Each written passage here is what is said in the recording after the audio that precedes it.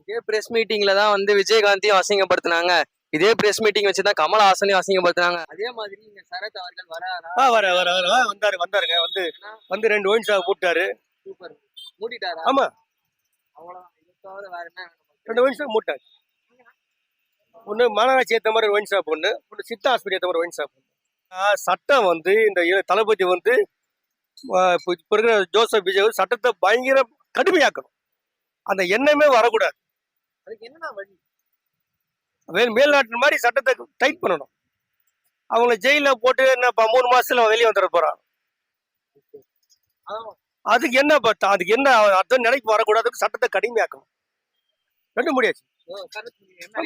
ஆமா, வந்தப்புறம் முத கைதான் வேலையாதான்.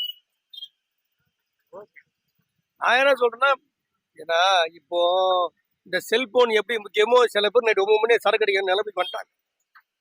இந்த நாடு ஆக்கி விட்டாங்க. அவங்க தரத்தில் நம்ம பார்க்கணும். சாராயங்களை கலை சாராயடி போடுவாங்க.